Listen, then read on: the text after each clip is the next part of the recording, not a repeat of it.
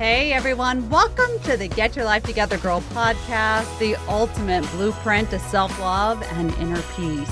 I'm your host, Danielle Van. As a cognitive behavioral therapist, life coach to women, meditation teacher, and author, I've spent my life studying and learning from the stories that make us human. It's my passion and goal to help you shift your mindset and create a lifelong revolution to help you reach your greatest potential. Are you the boss of your emotions, or are they the boss of you? The ability to experience and express your feelings is far more critical than you may realize. Learning how to develop emotional understanding and control is a fundamental part of getting your life together, practicing self-love, and it's the only true stream to creating inner and outer peace. This week, we're taking a one-on-one deep dive into the impact of your emotions, and I'll hand over a simple practice that will stop any emotional reaction in its tracks every single time. So let's dive right in. The Get Your Life Together Girl podcast starts right now. Okay, girls, if I asked you if you are emotionally intelligent, what would you say? Most people don't even understand what that term means or even how to use their emotions. So let's talk about it today. And I know that many of the podcast episodes dive into emotional intelligence and using your emotions to your greatest benefit, but there's still a greater conversation to be had even beyond what we're talking about today. And what we're talking about today is getting very clear about how to stop our emotions from owning us. Right? So giving ourselves the ability to boss up and own what is happening within us and around us. The truth is, most people are not taught about their basic human emotions. It's not like we have a class in elementary, middle school, or even high school that really dives into what we are experiencing in our bodies and what our emotions and feelings are. So that's what I want to really teach you today. And, you know, what we are told, what we are taught as children is really a disservice to our lives, because we then create so many confusing labels about what emotions are and what the underlying meaning of each emotion is.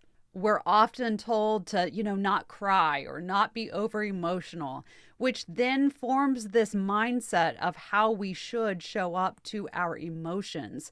And I really want to give you a true understanding of the difference between emotions and feelings, because they are actually two separate things. Emotions play a key part in the way we show up in our day-to-day lives, which in turn creates an environment for our self-love and our inner peace. Your emotions impact your decision-making, your relationship success, your interactions, your view of yourself, how you care for yourself, your mental well-being, your physical health.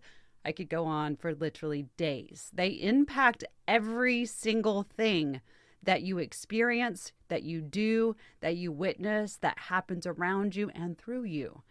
Think about a day where you felt really great. Things were going well and then something changed. You are much more likely to stay in a good place if you've already had a baseline of good emotions working in your favor that day. Think about that. But that's not necessarily the truth if you are already in a negative headspace and your emotions have already tanked. What happens?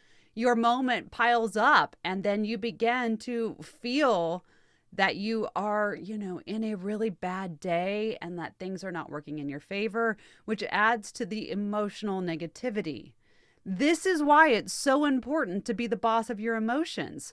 When you know what's coming in and you have the ability to break it down, you can find emotional balance. And if we don't have emotional balance, what happens? We struggle on the day-to-day. We'll be okay one minute and then the next minute we're down on the ground, really trying to recover. And then we have another high moment and then another bad. It's a vicious cycle. What we need to be seeking is emotional balance. Another word for emotional balance is emotional regulation. We're going to talk about that in just a moment. But the truth is, no one, and I mean no one, wants to live in a state of up and down depending on what's going on at the moment. right? So we have to really get into a place where we know what we're feeling, we understand the emotion so that we can return to balance quickly and easily. Does that mean that it's always quick and it's always easy to return to emotional balance? Heck no, right? Some things are going to rock us to the point that it takes us quite some time. However, the majority of things can be, ushered through us and out of us very quickly. I also want to offer you a little bit of reassurance. Earlier I said that there's a disservice in our lives regarding emotions. And what I mean is that we're often taught that having intense emotions is a bad thing, or that we shouldn't feel what we feel because it's uncomfortable to the people that we spend our lives with. I don't know how many times I've heard women come to session and say, I am emotional or I'm over emotional. And my biggest question to them at that point is, who told you that? Who told you that having an intense emotion is a bad thing? Who prescribed this label on you that said you're too emotional to have normal, in air quotes, emotional experiences? That is your default, is to, cry or to yell or to be too much. Here's the truth. It is perfectly normal to experience big emotions. Emotions are an end product of our experiences. They speak to everything that's happening within us, right? And it doesn't matter if the experience is a thought or an action or a moment. Our emotions are impulses, and every single person experiences some kind of emotional overwhelm from time to time, or, anger, or these big feelings that you have been told are too much.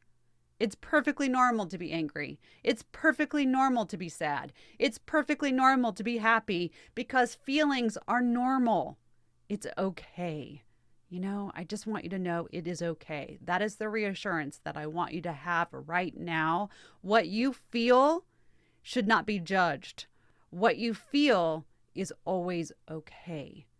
So many people try to label their emotions good and bad, but rarely go beyond that, which robs you of being comfortable with your feelings, right? Especially if you grew up in a household where you were told, don't cry, don't feel, don't have an emotional outburst, or if you did have an emotional outburst, you were grounded or sent to your room, you were told to be quiet. We then learn that certain things feel good and certain things feel bad. But the truth about this is that you have the ability right now to change the narrative of your feelings. So important. You have the ability to change your emotional narrative. Let's shift a little bit, and I want to go back to the concept of emotions versus feelings, because again, they are two very different things. Let's start with feelings. So feelings are our interpretation of emotions coupled with thoughts, both of the present, so what's happening right now, and the past. We decide if the emotion is positive or negative, and then we begin to feel the decision of whatever it is that we've decided, both good or bad, based on whatever we have told our brain in the past. You may have heard me say this before, but it's important to say it again. What happens is, in our experiences, everything that we take in, we store, okay? And when we store it and we mark it with emotion, we mark it with feelings, our brain creates a pattern that says the next time that we come across this thing, we are going to use this piece of information as the guide to help understand that other situation. So your past can often rule what's happening in the present. And this is where we get in trouble with our feelings, okay? We begin to react to the present moment based on an old experience, unless we understand emotions and how to move through them.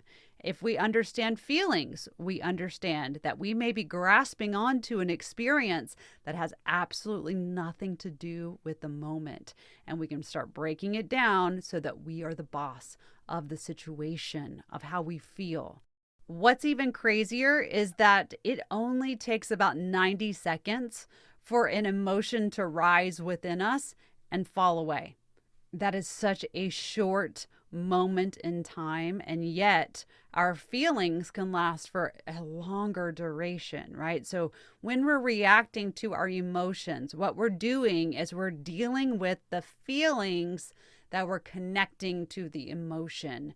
So the emotional body rises to the thought, I am angry. Yes, yeah, I feel that. The feeling of anger then floods in because the emotional body has gotten involved, and then we take action. I hope that's starting to make sense. So the emotions rise, the feeling is connected. That's why we say feelings, because we can actually physically feel it.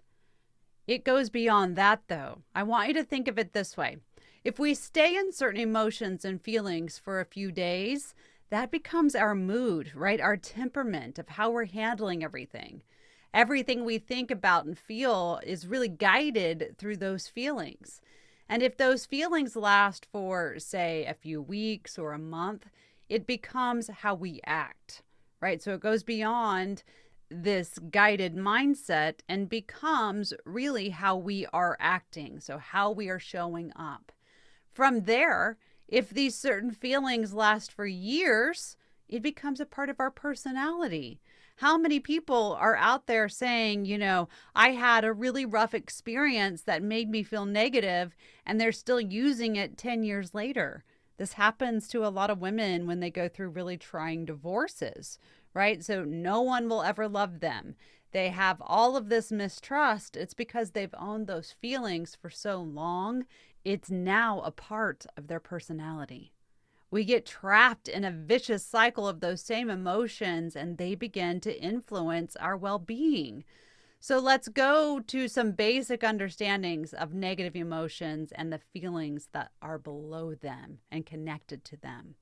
We want to look at the negatives because honestly, who struggles with positive emotions, right? Now, that can happen if we've had a really hard experience and then we say, I'm not supposed to feel good.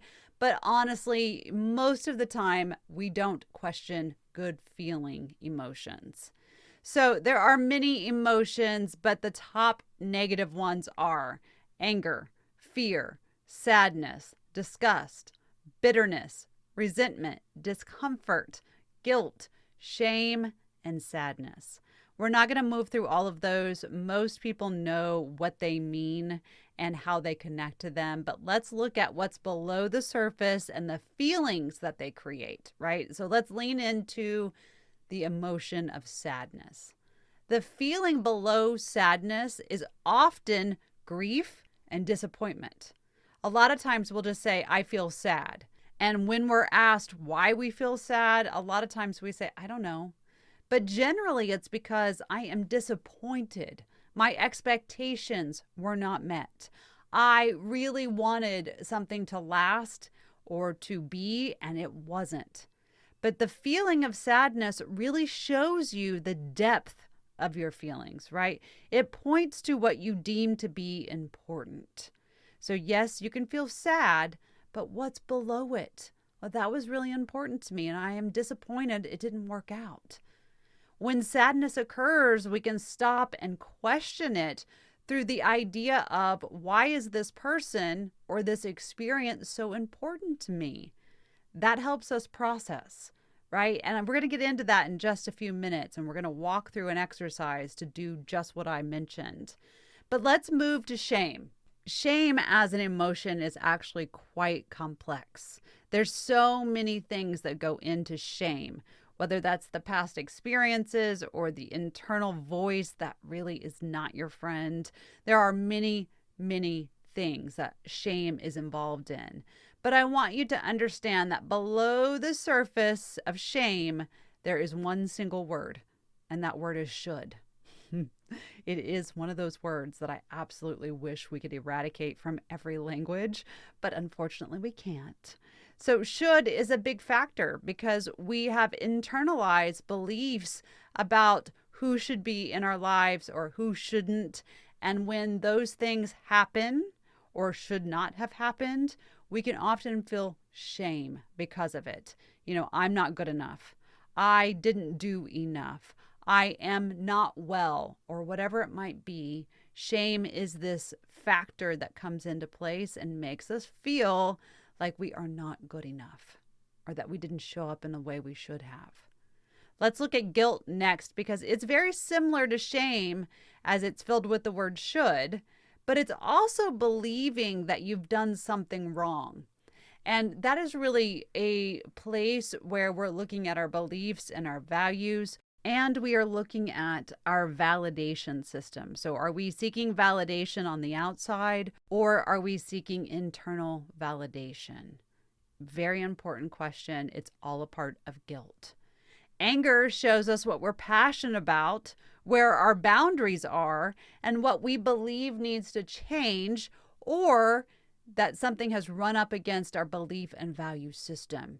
Anger is one of those emotions that goes, in waves. It can be that there's an internal anger, there's an explosion of anger, whatever it is. Really what we're looking at is this is important to me, or this is a boundary, or you're running up against my belief and value system. Disappointment shows us where we tried and the results are not as we desired, right? So maybe we then lean into the other emotions, but here disappointment is I wanted something, it didn't quite manifest that way, and therefore I'm let down. Hopefully now you can see that emotion is one event and feeling is the secondary understanding. With that, let me teach you how to become the boss of your emotions and your feelings. Now, beyond working with a therapist or, somebody that you trust, I encourage you to turn inward and look at the impact of your emotions. How do we do that? Well, first, I want you to ask yourself, how do I respond in emotional situations? Many people don't realize that they often respond with just a handful of ways to most events in their life. So some may cry, or perhaps you turn to anger. If that's the case, ask yourself, why? Why do I turn to anger in emotional situations? Or why do I shut down? Why do I cry? Why do I turn to sadness? Why do I look for an emotional release that perhaps looks and feels like drinking too much or online shopping or really just going into the hole of the emotion for a couple days? I want you to look at the impact. What is the impact of your emotions and how does that play out in your day-to-day life? You've had these experiences, and when you can actually identify what you are doing, the impact of it all, it's when you have the ability to change your emotional story. So that is step one in really becoming the boss of your emotions, is to look at the impact of your normal, quote, normal emotions. Okay. Next, I want you to aim for emotional regulation, not emotional numbing. Many women have gotten way too good at numbing their emotions, repressing it, putting it down where they don't have time to deal with it. And what needs to be said and what needs to be witnessed right now is what you do not deal with doesn't simply just go away. It lies in wait. It's waiting for you to have another moment that connects to a past experience and creates such a large emotional and feeling avalanche that it's hard to get out of.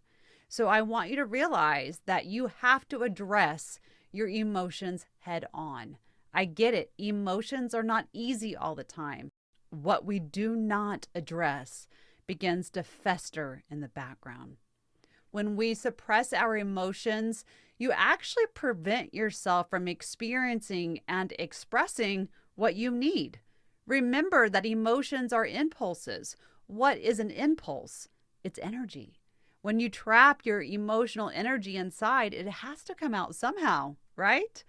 And when we do not regulate our emotions, we often have a physical and mental sort of undoing. We have these emotional symptoms, and they can go by many different names: anxiety, depression, sleep issues. We get sick. Our immune system tanks. We have muscle tension and pain.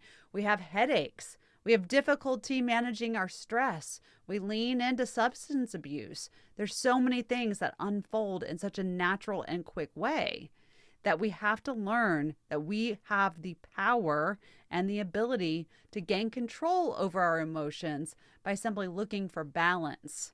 We have to get into the regulation, not the dysregulation. This week, while I was in session, I had someone ask me, okay, I don't quite understand the difference between regulation and dysregulation. And so could I break it down? And I want to do that for you now because it is so important to understand. So dysregulation means that your nervous system is on alert. You are perhaps, again, not sleeping. You are constantly ruminating over an experience, a thought, a memory, an emotion, a feeling, right? And you are not feeling like you are centered and in balance. That is dysregulation at its most basic level, right? Because there's so much that goes to that. Regulation is, I understand that there's a feeling happening. I am witnessing it. I am moving through it, and I can find balance despite what's happening around me. So those are the two important distinctions there. Now let's get into the action of identifying how you feel to gain control and, again, boss up.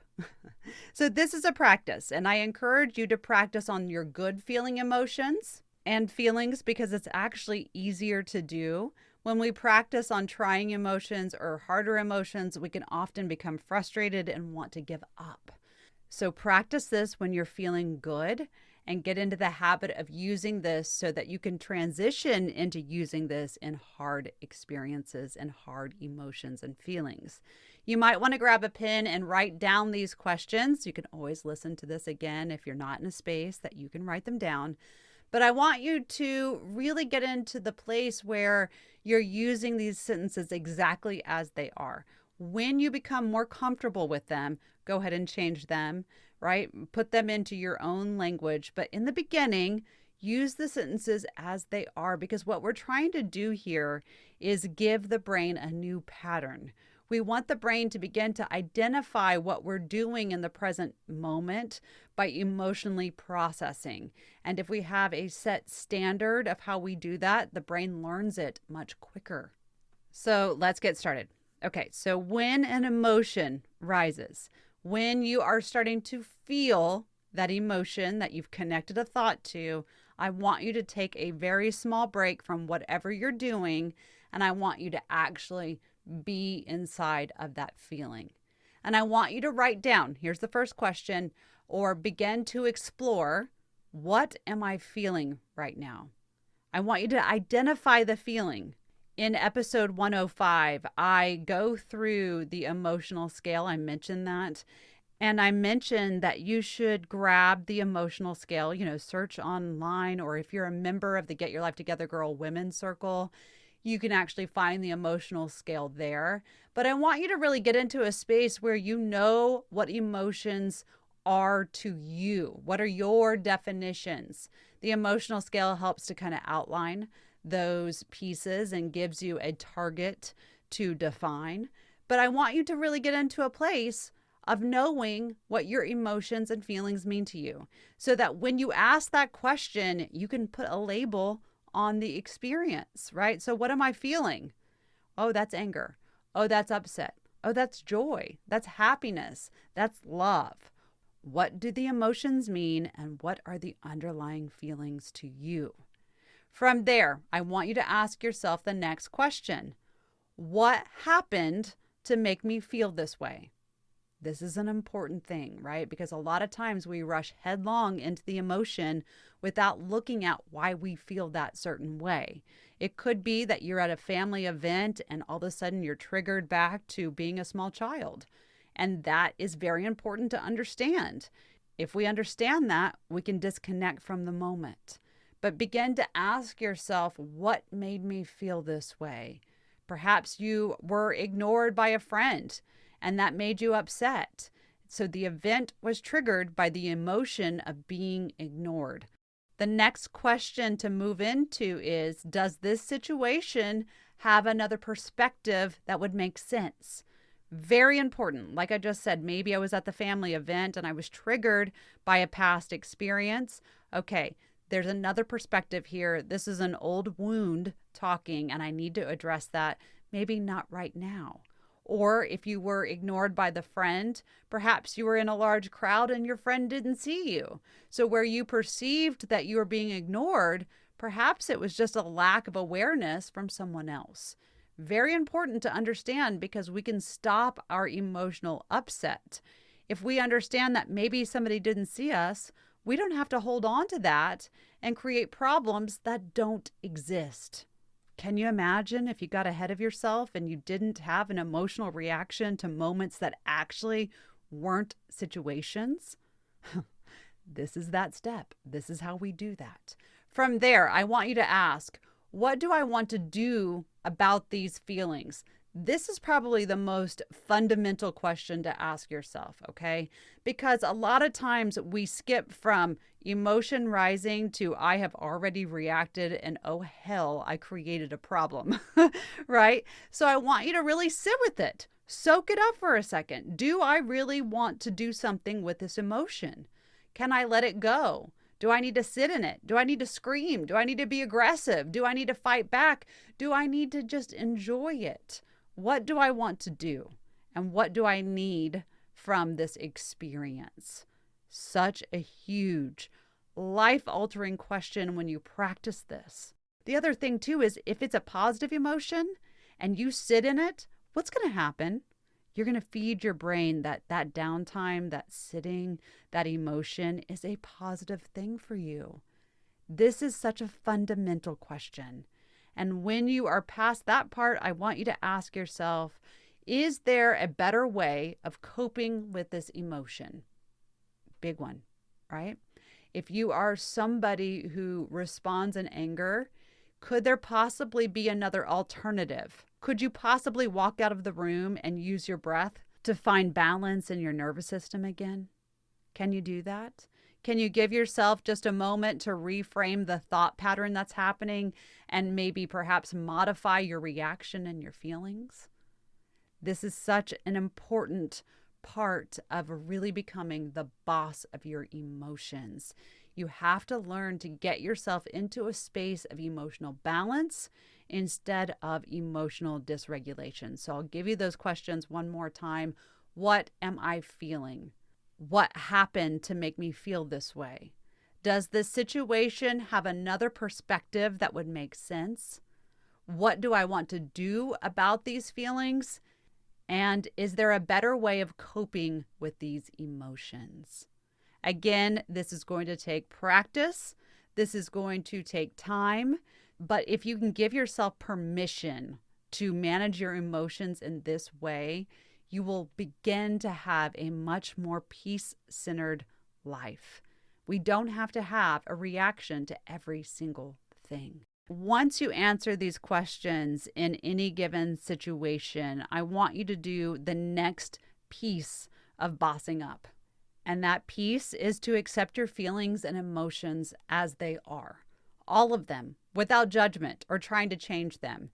If you are trying to get better at managing your emotions, you may try to downplay your emotions or downgrade them so that you don't have to deal with it. But when you do that, guess what happens? You actually invalidate your experience. You're basically telling yourself the same story that my emotions don't matter. You have to begin to really manage and accept your emotions because they're there to help you.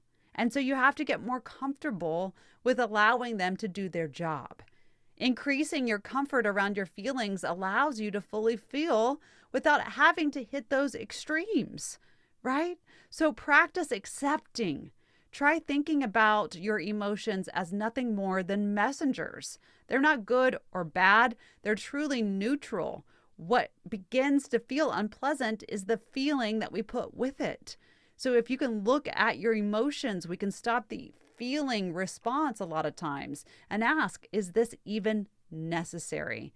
Do I need to really go down this rabbit hole that is not going to provide me with anything but upset? When you have that information, when you know that your feelings are now in an acceptable place for you, I want you to begin to prioritize how you're going to express those emotions.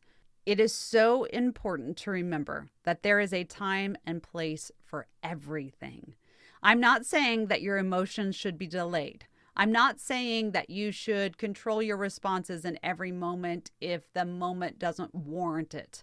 What I'm saying is you have to exercise control and not respond without ever thinking about what you need, want, and desire. You have to slow down the process. You have to feel. You have to allow yourself space and become mindful.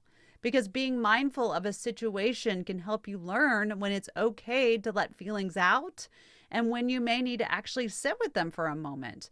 Perhaps you're in a situation where the person that you are speaking to or having an experience with will never validate your experience, will never give you space to own your emotions. Is that a space where you should have a reaction? The question really is, what am I seeking out of this experience? Because if you're just going to create more trouble for yourself, perhaps the reaction is, I need to walk away. I'm not going to be validated in this moment. And so I need to do what's best for me.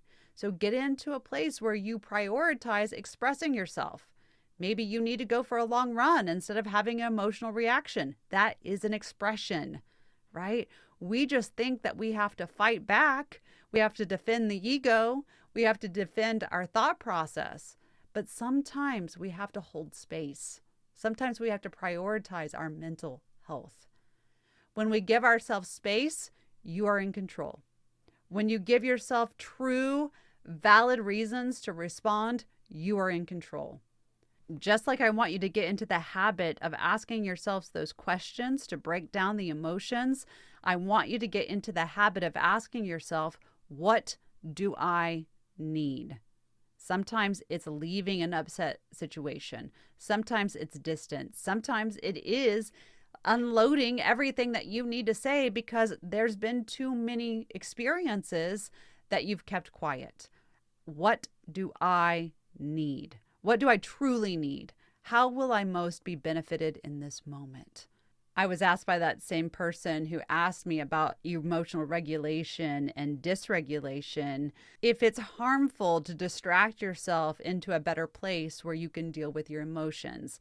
And I said, no, it's not harmful as long as you're not repressing and pushing it to the side. What you're talking about is really giving yourself time to get into the experience. It's never harmful to distract yourself until you're in a better place. Again, as long as it's temporary. Emotions come and go unless we connect to them. However, they do not completely go from our bodies. So we have to really stay in it, learn to accept them, and then become the boss of them.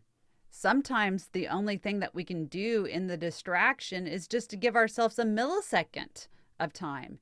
And that millisecond can be used to take a deep breath.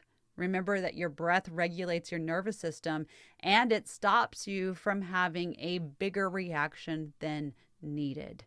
So get into that habit too. Remember when we're dealing with any emotion that we always have the ability to turn inward and we have the ability to know where the emotional responsibility lies. When we're asking ourselves these questions, when we say, what do I want to do with this emotion? We can also ask ourselves, what works for us? Turning inward is a huge step in helping you gain control.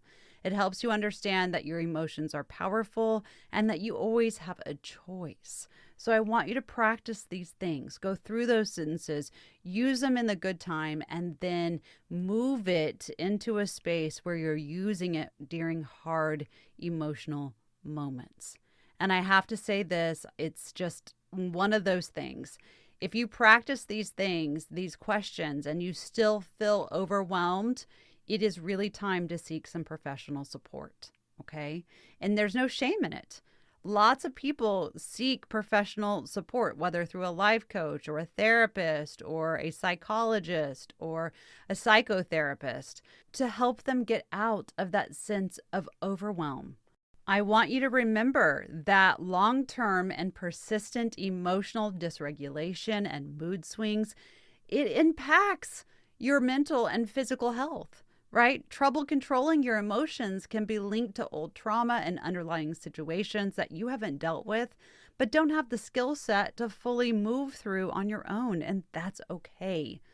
That cycle, though, of not being able to move through stuff can definitely lead to unhelpful coping mechanisms.